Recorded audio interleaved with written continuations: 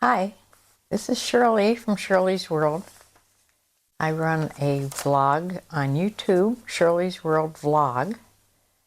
I'm a fairly new YouTube creator. I've been on the computer on YouTube about reselling quite a bit, but not really concentrating on being a creator. Mostly my videos are about reselling, but also they're about things to do with my age. I'm 82, about to turn, in fact, in exactly 1 month, I turn 83. So most of the things I talk about, if they're not about reselling, they're about things connected with that. And there's a whole lot connected with when you age. Today, I'd like to talk about being frugal, which this seems to be the perfect time since we don't know what the heck is going on. And yeah, it's kind of scary times right now. And I thought I would talk about things that I think I've learned from my parents. I had one sister, Sue, and her and I grew up in the 40s and the 50s. My parents, of course, went through the Great Depression and through World War II, and so they knew everything about being frugal. They never spoke about being, having to watch our money at all to us. We didn't know anything about that. To us, we were just growing up like every other kid. But when I look back on it, I remember lots of ways that they had to be very frugal back in that time. And I think I've learned a lot about little things I do still to this day, even when times were better, about watching my money, I keep a budget now. I never kept a budget when my husband was alive. I just sort of left everything up to him. I didn't worry about money, not one bit. And we never wanted for anything. We didn't live a grand life or anything, but I never worried about money at all. I worked as a nurse. That was my career. And he was a policeman. He was a cop. And yeah, it was my second marriage. My first husband is my kid's dad, and he died at a young age of dementia. But I had divorced him. He had a lot of mental problems. And yeah, so after that, I met Jack, actually while I was working as a nurse, because he was a cop in the same city that I was a nurse in. And often police are into the ER. And I worked in the emergency room. I was an ER nurse. But I'm getting off topic already. Yeah, so this is supposed to be about being frugal at this time of my life. So I wrote notes. I have notes here that I'll be looking at.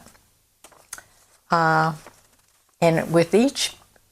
I have how many things here? I have 20 things that I've listed here about ways to save money and ways I've learned, I think, from my parents. So, number one was eat at home. I don't go out anymore to eat at all. This is a new thing for the last, I would say, 8 to 10 years. I really have gone out less and less. First of all, my husband died like 20 years ago. So it's not a lot of fun going out and eating by yourself. So unless I would go out with a friend of mine, a girlfriend of mine or something. I never really went out to eat anymore. Yeah, it brings back a lot of memories, though, about my parents. They didn't go out to eat either. I never remember going out to eat, except every once in a while we went to a fish fry on Fridays. And this fish fry was in they weren't called sports bars back then, but it was in the dining room of a bar. And they had the best fish fries. I grew up in Erie, Pennsylvania, and it's right on the lake, Lake Erie. And the lake, of course, is known for perch. Perch is the best fish, and I still say that to this day. The best fish that there is. And it's hard to get, and it's very expensive now if you can even find it. Not just perch, not ocean perch. It's entirely different. This is lake perch, freshwater perch. So we would go once in a great while to this place and get a fish dinner. But that's the only time I ever remember really going out. We ate at home all the time. And my mother was very frugal in what she fixed. Because back then, when I was very young, that was during the Depression still.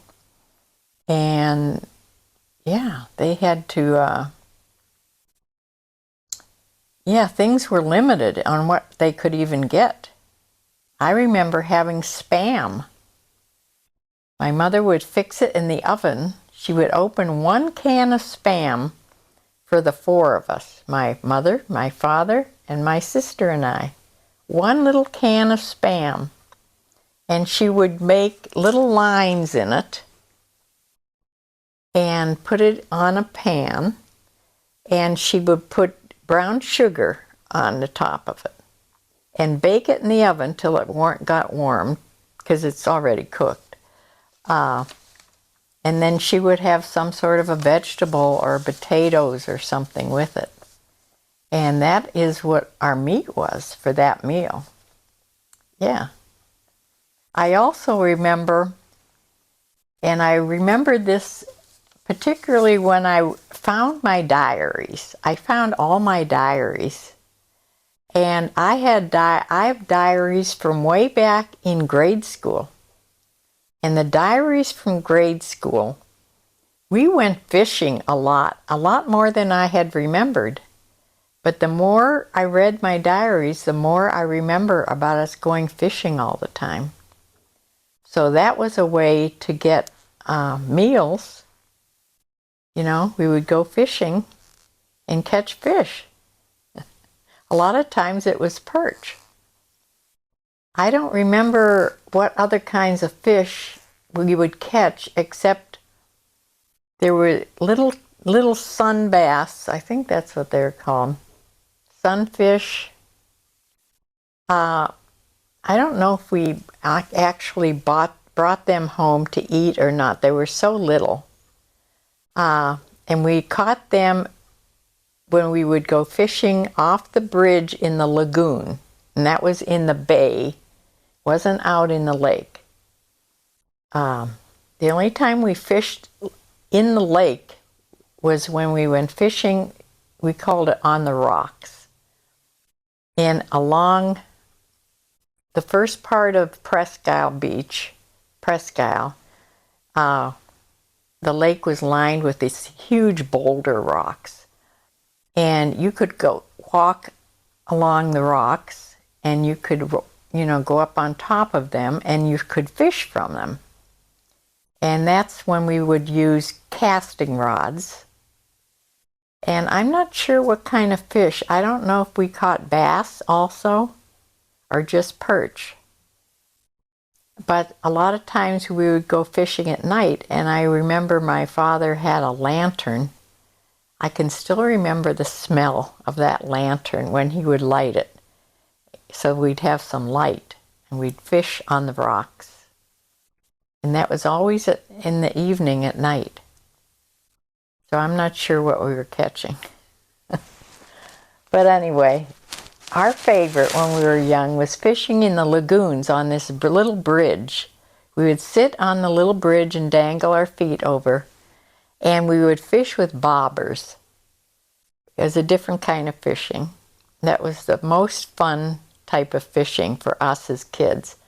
We'd have these little red and white bobbers and put them out, and we'd watch the bobber, and if the bobber went under the water or wiggled, we'd know we had a bite.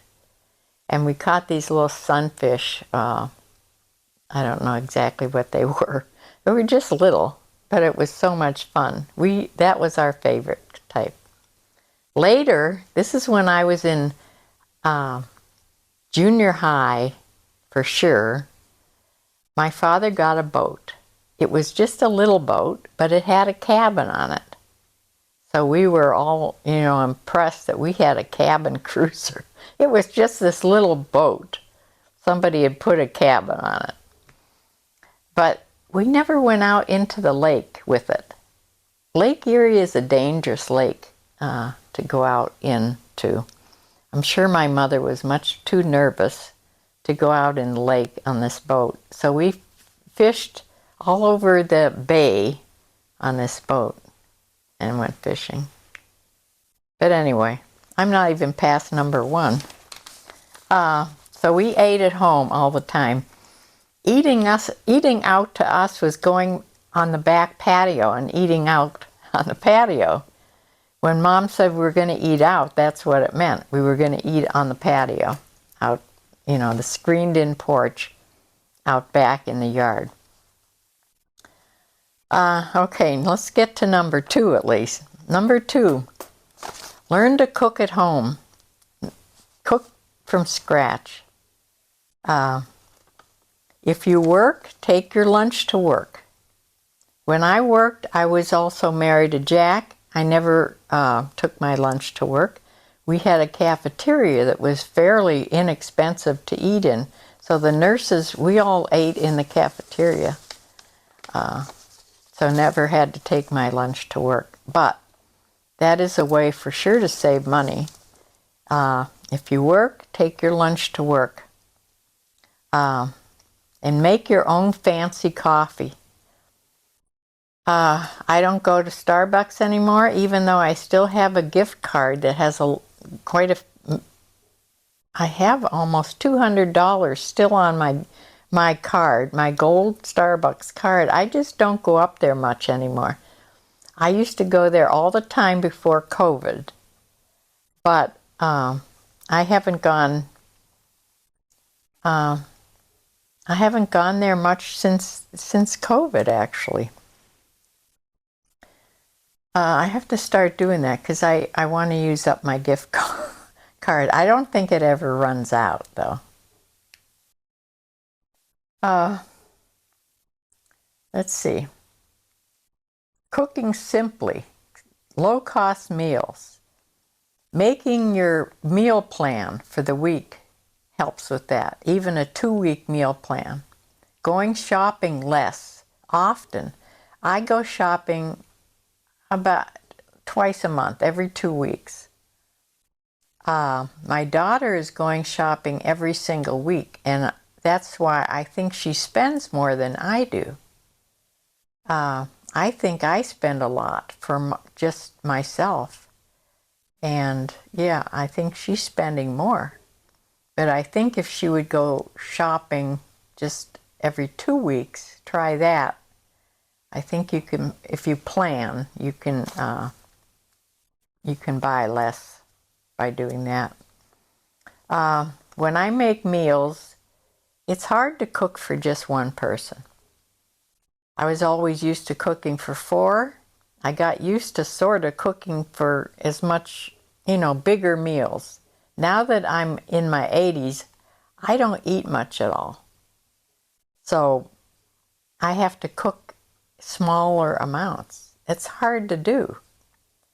So I have at least enough for 2 meals, sometimes more. But that's a frugal way of cooking. if you cook for, 2 or 3 meals ahead of time, you can always freeze them, and then you have things in the freezer that you can just pull out and eat. Okay, number 4. Create new meals with leftovers. If you have separate leftovers, like if you have potatoes and you have rice in there, if you have a couple types of vegetables for leftovers, you can create different types of meals with it. It's a better way of doing it. You won't get so bored with the same exact meal each time. Okay, number 5. This doesn't apply to me as much because it doesn't make sense a lot of times if you're just buying for one. But buying in bulk, if you're a family or even 2 or 3, it's a good way to buy to save money if you buy in bulk. A lot of people shop now at Costco, places like that. I know my son does. And yeah, but it's hard. I could buy certain things in bulk, but most things, it's just too much food, I don't have a big freezer. I have a tiny freezer downstairs, and I have my refrigerator and its freezer. So I don't have a lot of room to store a lot of frozen things. I know my parents, they would buy like a half a cow or beef, they'd buy beef. They'd buy a half or a quarter of a, side of beef or something. And my father rented this freezer. I remember him taking me with him sometimes when he would go to get meat out of the freezer. It was this big walk-in freezer, and they had you would have your own locker. I still remember the smell of going into the freezing cold. This was a deep freeze. And the smell of that cold has a certain smell. It has nothing to do with the meat or anything. It's just the smell of that really, really cold.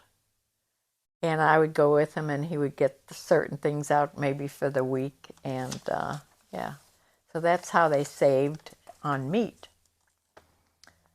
Okay, number 6, buy secondhand. Well, I'm all for that since I'm a reseller. I buy everything secondhand. Once I started reselling on eBay and Poshmark and shopping in the thrift stores, I don't think I ever shopped retail again. For years, I haven't shopped retail. And I used to shop quite a lot.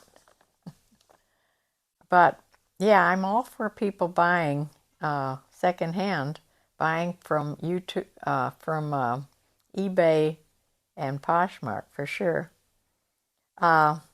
Memories from that: my mother made all our clothes. We never bought clothes except if it was for a really special occasion.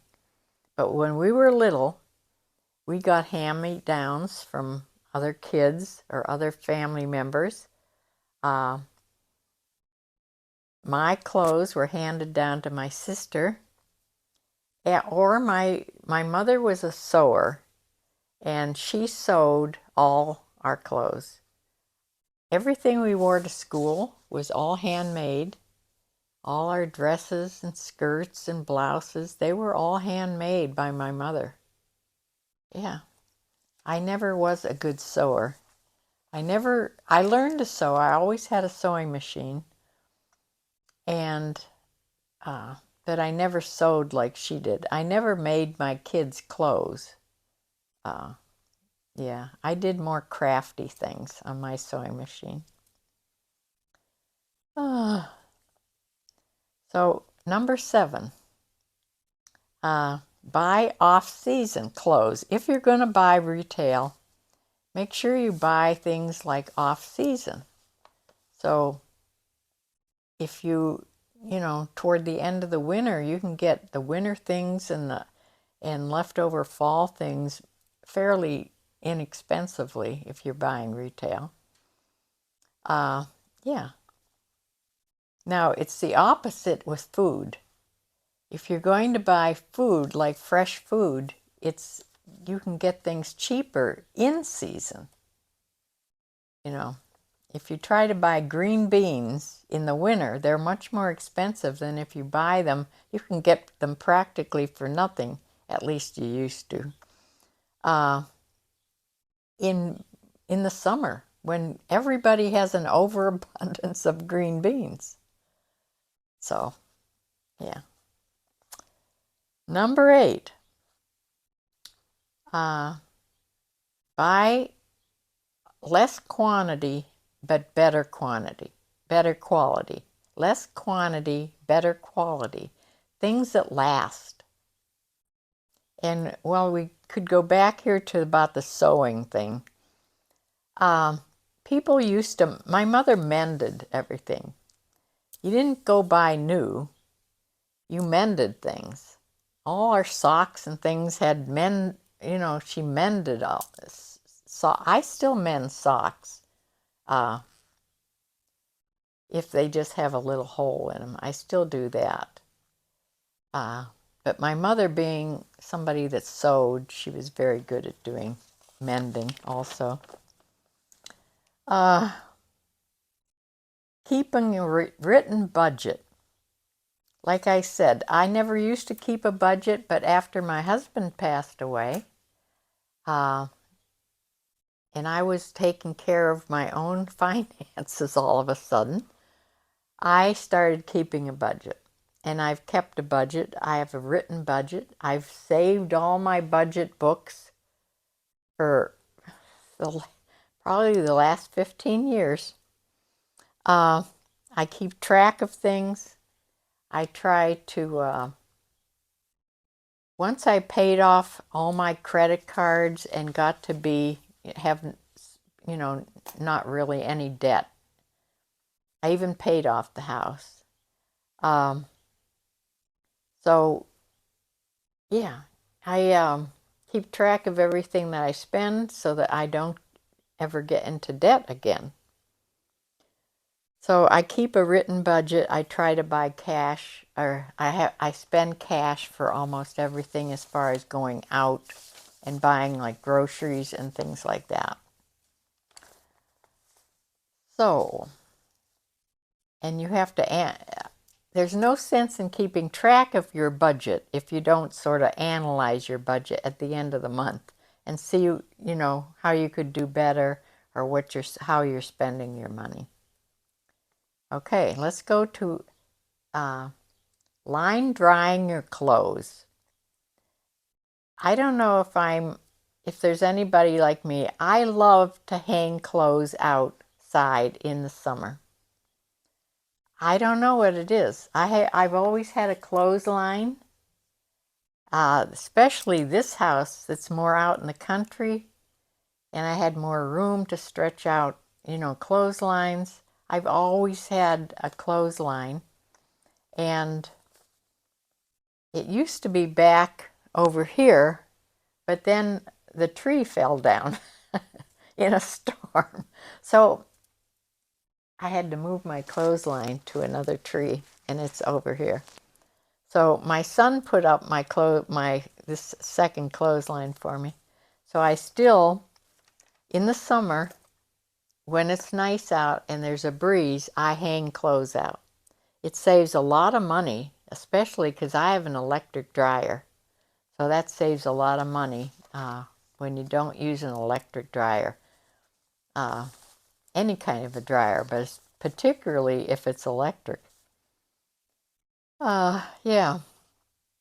Line dry clothes. Yes, give your dryer a rest. Batch your errands. I don't have any of this in order. It's just sort of a mishmash, but batch your errands. That means if you're going to go out to do one thing, make a list of all the things you have to go out for that week. Like if I'm going to run to Tractor Supply to get birdseed, I should also go grocery shopping or pick up other things that I need. Or if I'm going to go out to pick up a prescription at my CVS and Target, I should go, get whatever else I need in Target, or also stop, at Aldi or wherever.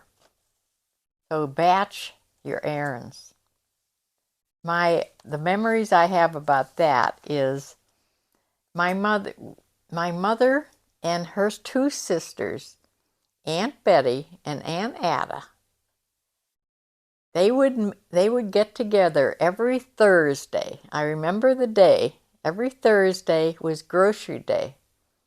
And they will have saved their coupons, and they would go, they would drive. My mother never drove. So it was either my Aunt Ada would drive or my Aunt Betty. And most of the time we would go with them if we weren't in school, in the summertime. We would go with them. And they would go, because of the coupons were from certain stores, they didn't go to just one store. They went to like 3 or 4 different stores where they were running sales for what they needed in those stores. Those were some of the most fun trips with our aunts to go grocery shopping. Particularly if my Aunt Betty drove, because her car was a stick shift, and she did not know how to drive a stick shift very, very well. And when she would start out, we would always be jerking, how you do when you don't know how to drive a stick shift. We would always be jerking, to start up the car or to stop the car. We were in the back seat, and my sister and I, and we would be laughing the whole time. But that's the memory I have most of going grocery shopping with my aunts on Thursday. Yes, okay. Maintaining what you own. That sort of goes along with mending. But also, I'm not good at maintaining things because I'm not a real fix-it person. But I do have most of the time I have a handyman that I can save things for him to fix. Now, I have to pay my handyman, but yeah, that's how things are different now. My father fixed everything. I don't ever remember anybody coming to the house to fix anything. He fixed everything. I'm not sure if he knew how to do it professionally, but he made it do. So, yeah. And my sister always tells me he taught her husband, Bob. My father taught Bob how to be a handyman, too. So, yeah. So maintain what you own. Number 14. Don't replace something unless it's worn out completely.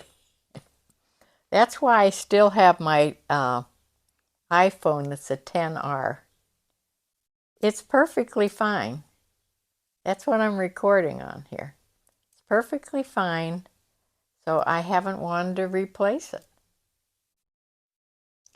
Number 15. Save small amounts over a period of time, like in a piggy bank. Only when you're older, you don't call it the piggy bank, call it just the bank. Have a fund.